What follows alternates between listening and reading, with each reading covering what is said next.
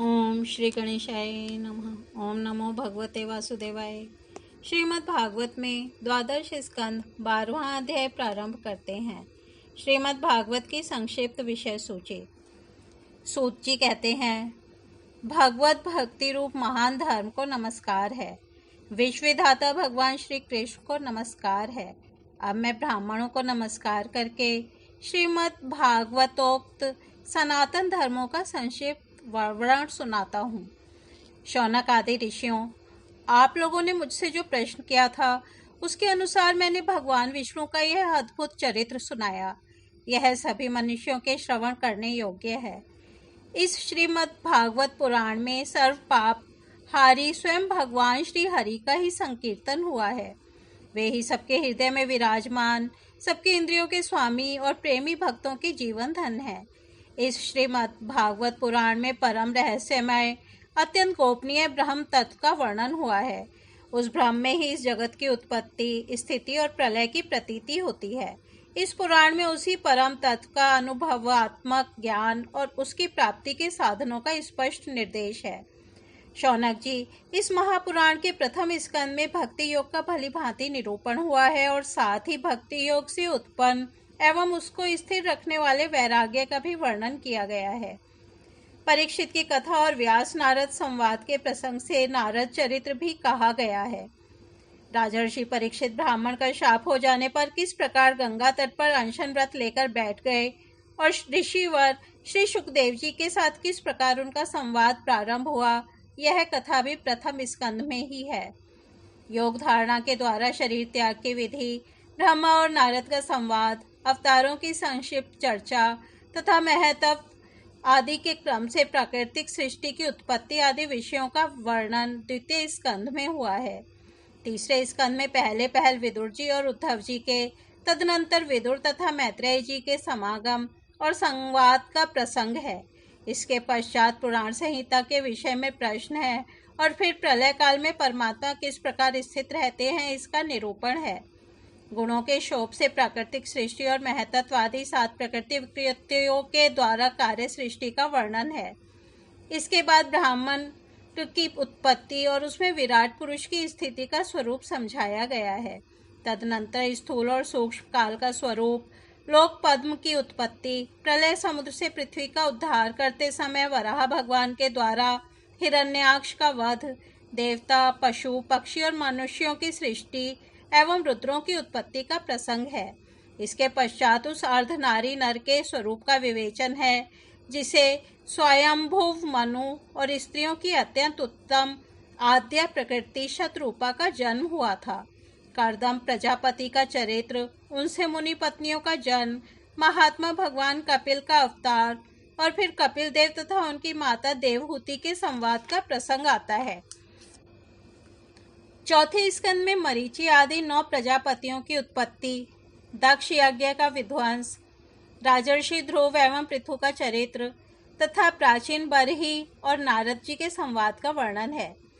पांचवें स्कंद में प्रिय व्रत का उपाख्यान, नाभि, ऋषभ और भरत के चरित्र, द्वीप, वर्ष, समुद्र, पर्वत और नदियों का वर्णन, ज्योतिष चक्र के विस्तार एवं पाताल तथा नरकों की स्थिति का निरूपण हुआ है।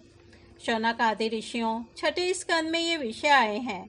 प्रचेताओं से दक्ष की उत्पत्ति, दक्ष पुत्रियों की संतान देवता, असुर, मनुष्य, पशु, पर्वत और पक्षियों का जन्म कर्म, वृत्रासुर की उत्पत्ति और उसकी परम गति। अब 7वें स्कंद के विषय बतलाए जाते हैं। इस स्कंद में मुख्यतः दैत्यराज हिरण्यकशिपु और हिरण्याक्ष के जन्म कर्म एवं दैत्य शिरोमणि महात्मा प्रहलाद के उत्कृष्ट चरित्र का निरूपण है।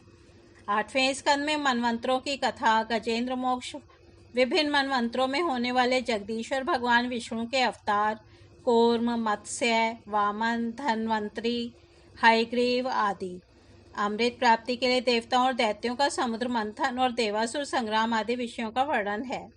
9वें स्कंद में मुख्यतः राजवंशों का वर्णन है। इक्ष्वाकु के जन्म कर्म, वंश विस्तार, महात्मा सुद्युमन, इला एवं तारा के उपाख्यान, इन सब का वर्णन किया गया है।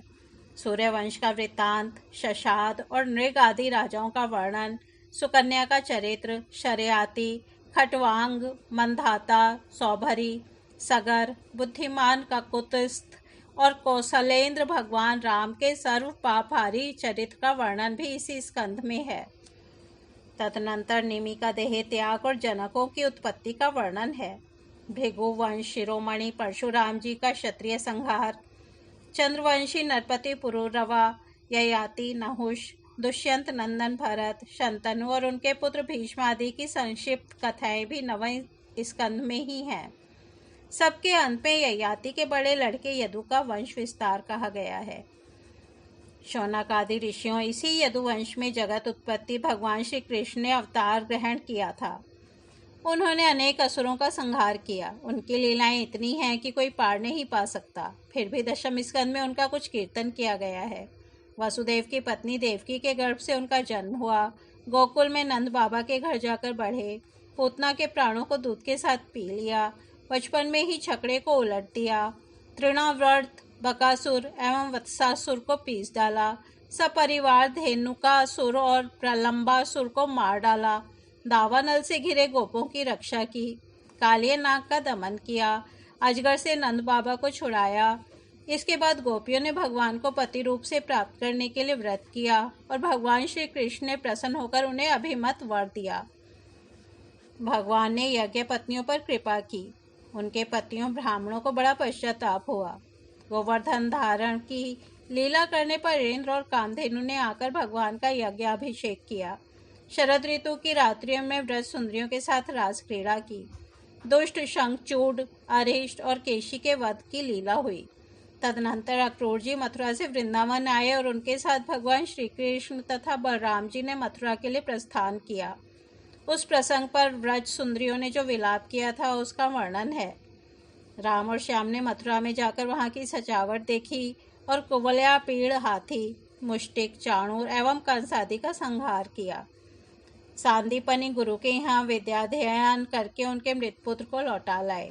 शौनक आदि ऋषियों जिस समय भगवान श्री कृष्ण मथुरा में निवास कर रहे थे उस समय उन्होंने उद्धव और बलराम जी के साथ यदुवंशियों का सब प्रकार से प्रिय और हित किया। जरासंध कई बार बड़ी बड़ी सेनाएं लेकर आया और भगवान ने उनका उद्धार करके पृथ्वी का भार हल्का किया। कालियावन को मुचकुंद से भस्म करा दिया। द्वारकापुरी बसाकर रातों रात सबको वहां पहुंचा दिया। स्वर्ग से कल्पवृक्ष एवं सुधर्मा सभा ले आए। भगवान ने दल के दल शत्रुओं को युद्ध में पराजित करके रुक्मणी का हरण किया। बाणासुर के साथ युद्ध के प्रसंग में महादेव जी पर ऐसा बाण छोड़ा कि वे जम्भाई लेने लगे और इधर बाणासुर की भुजाएं काट डाली। प्राज्ञ ज्योतिषपुर के स्वामी भौमासुर को मारकर 16,000 कन्याएं ग्रहण की। शिशुपाल, पौंड्रक, शाल, दुष्ट, दंतवक्त्र, शंबारसुर, द्विविदपीठ, मुर, पंचजन आदि दैत्यों के बल पौरुष का वर्णन करके यह बात बतलाई गई कि भगवान ने उन्हें कैसे कैसे मारा। भगवान के चक्र ने काशी को जला दिया और फिर उन्होंने भारतीय युद्ध में पांडवों को निमित्त बनाकर पृथ्वी का बहुत बड़ा भार उतार दिया। शौनक आदि ऋषियों 11वें स्कंद में इस बात का वर्णन हुआ है कि भगवान ने ब्राह्मणों के शाप के बहाने किस प्रकार यदुवंश का संहार किया। इस स्कंद में भगवान श्री कृष्ण और उद्धव का संवाद बड़ा ही अद्भुत है। उसमें संपूर्ण आत्मज्ञान और धर्म निर्णय का निरूपण हुआ है और अंत में यह बात बताई गई है कि भगवान श्री कृष्ण ने अपने आत्मयोग के प्रभाव से किस प्रकार मर्त्य लोक का परित्याग किया। 12वें स्कंद में विभिन्न युगों के लक्षण और उनमें रहने वाले लोगों के व्यवहार का वर्णन किया गया है तथा यह भी बतलाया गया है कि कलयुग में मनुष्यों की गति विपरीत होती है। 4 प्रकार के प्रलय और 3 प्रकार की उत्पत्ति का वर्णन भी इसी स्कंद में है। इसके बाद परम ज्ञानी राजर्षि परीक्षित के शरीर त्याग की बात कही गई है। तदनंतर वेदों के शाखा विभाजन का प्रसंग आया है। मार्कंडेय जी की सुंदर कथा, भगवान के अंग उपांगों का स्वरूप कथन और सबके अंत में विश्वात्मा भगवान सूर्य के गणों का वर्णन है। शौनक आदि ऋषियों आप लोगों ने इस सत्संग के अवसर पर मुझसे जो कुछ पूछा था उसका वर्णन मैंने कर दिया। इनमें संदेह ही नहीं कि इस अवसर पर मैंने हर तरह से भगवान की लीला और उनके अवतार चरित्रों का ही कीर्तन किया है। जो मनुष्य गिरते पड़ते, फिसलते, दुख भोगते अथवा छींकते समय विवशता से भी ऊंचे स्वर से बोल उठता है हरे नमः, वह सब पापों से मुक्त हो जाता है। यदि देश, काल एवं वस्तु से अपरिच्छिन्न भगवान श्री कृष्ण के नाम, लीला, गुण आदि का संकीर्तन किया जाए अथवा उनके प्रभाव, महिमा आदि का श्रवण किया जाए तो वे स्वयं ही हृदय में आ विराजते हैं और श्रवण तथा कीर्तन करने वाले पुरुष के सारे दुख मिटा देते हैं। ठीक वैसे ही जैसे सूर्य अंधकार को और आंधी बादलों को तितर बितर कर देती है। जिस वाणी के द्वारा घट घटवासी अविनाशी भगवान के नाम, लीला, गुण आदि का उच्चारण नहीं होता, वह वाणी भावपूर्ण होने पर भी निरर्थक है, सारहीन है, सुंदर होने पर भी असुंदर है, उत्तमोत्तम विषयों का प्रतिपादन करने वाली होने पर भी असत्य कथा है। जो वाणी और वचन भगवान के ही गुणों से परिपूर्ण रहते हैं, वे ही परम पावन हैं, वे ही मंगलमय हैं और वे ही परम सत्य हैं।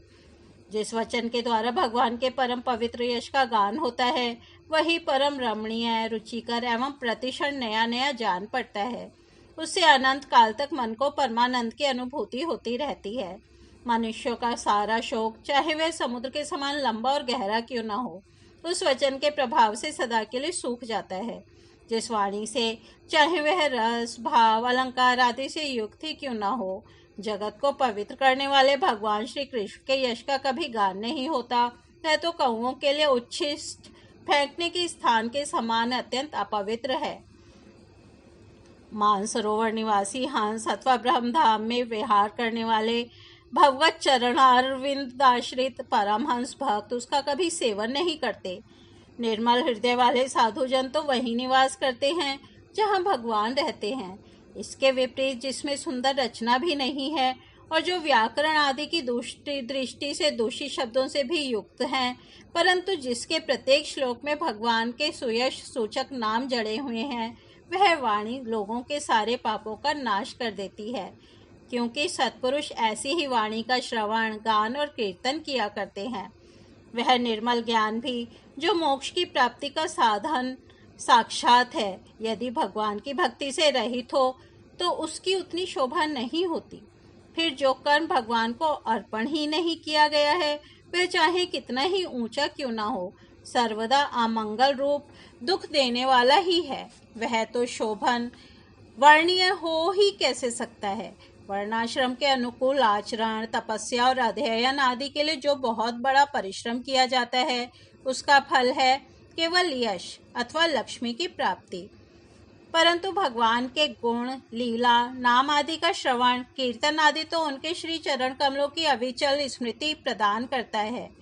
भगवान श्री कृष्ण के चरण कमलों की अविचल स्मृति सारे पाप, ताप और अमंगलों को नष्ट कर देती और परम शांति का विस्तार करती है। उसी के द्वारा अंतःकरण शुद्ध हो जाता है, भगवान की प्राप्ति होती है एवं पर वैराग्य से युक्त भगवान के स्वरूप का ज्ञान तथा अनुभव प्राप्त होता है। शौनक आदि ऋषियों, आप लोग बड़े भाग्यवान हैं, धन्य हैं, धन्य हैं, क्योंकि आप लोग बड़े प्रेम से निरंतर अपने हृदय में सर्वांतर्यामी, सर्वात्मा, सर्वशक्तिमान, आदिदेव, सबके आराध्य देव एवं स्वयं दूसरे आराध्य देव से रहित नारायण भगवान को स्थापित करके भजन करते रहते हैं। जिस समय राजर्षि परीक्षित अनशन करके बड़े बड़े ऋषियों की भरी सभा में सबके सामने श्री सुखदेव जी महाराज से श्रीमद् भागवत की कथा सुन रहे थे, उस समय वहीं बैठकर मैंने भी उन्हीं परम ऋषि के मुख से इस आत्म तत्व का श्रवण किया था। आप लोगों ने उसका स्मरण कराकर मुझ पर बड़ा अनुग्रह किया। मैं इसके लिए आप लोगों का बड़ा ऋणी हूँ। शौनक आदि ऋषियों, भगवान वासुदेव की एक एक लीला सर्वदा श्रवण कीर्तन करने योग्य है। मैंने इस प्रसंग में उन्हीं की महिमा का वर्णन किया है जो सारे अशुभ संस्कारों को धो बहाती है। जो मनुष्य एकाग्र चित्त से एक पहर अथवा एक क्षण ही प्रतिदिन इसका कीर्तन करता है और जो श्रद्धा के साथ इसका श्रवण करता है, वह अवश्य ही शरीर सहित अपने अंतःकरण को पवित्र बना लेता है। जो पुरुष द्वादशी अथवा एकादशी के दिन इसका श्रवण करता है, वह दीर्घायु हो जाता है। और जो संयम पूर्वक निराहार रहकर पाठ करता है, उसके पहले के पाप तो नष्ट हो ही जाते हैं, पाप की प्रवृत्ति भी नष्ट हो जाती है। जो मनुष्य इंद्रियों और अंतःकरण को अपने वश में करके उपवास पूर्वक पुष्कर, मथुरा अथवा द्वारका में इस पुराण संहिता का पाठ करता है, वह सारे भयों से मुक्त हो जाता है। जो मनुष्य इसका श्रवण या उच्चारण करता है, उसके कीर्तन से देवता, मुनि, सिद्ध, पितर, मनु और नरपति संतुष्ट होते हैं और उसकी अभिलाषाएं पूर्ण करते हैं। ऋग्वेद, यजुर्वेद और सामवेद के पाठ से ब्राह्मण को मधुकुल्या, घृतकुल्या और पयहाकुल्या अर्थात मधु, घी एवं दूध की नदियाँ अर्थात सब प्रकार की सुख समृद्धि की प्राप्ति होती है। वही फल श्रीमद् भागवत के पाठ से भी मिलता है। जो द्विज संयम पूर्वक इस पुराण संहिता का अध्ययन करता है उसे उसी परम पद की प्राप्ति होती है जिसका वर्णन स्वयं भगवान ने किया है। इसके अध्ययन से ब्राह्मण को ऋतंभरा प्रज्ञा अर्थात तत्व ज्ञान को प्राप्त कराने वाली बुद्धि की प्राप्ति होती है और क्षत्रिय को समुद्र पर्यंत भूमंडल का राज्य प्राप्त होता है। वैश्य कुबेर का पद प्राप्त करता है और शूद्र सारे पापों से छुटकारा पा जाता है। भगवान ही सबके स्वामी हैं और समूह के समूह कलिमलों को ध्वंस करने वाले हैं।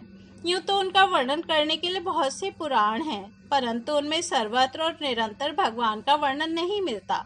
श्रीमद् भागवत महापुराण में तो प्रत्येक कथा प्रसंग में पद पद पर सर्वस्वरूप भगवान का ही वर्णन हुआ है। जन्म मृत्यु आदि विकारों से रहित, देश कालाधिकृत परिच्छेदों से मुक्त एवं स्वयं आत्म तत्व ही हैं। जगत की उत्पत्ति स्थिति प्रलय करने वाली शक्तियाँ भी उनकी स्वरूप भूत ही हैं, भिन्न नहीं। ब्रह्मा शंकर इंद्र आदि लोकपाल भी उनकी स्तुति करना लेश मात्र भी नहीं जानते।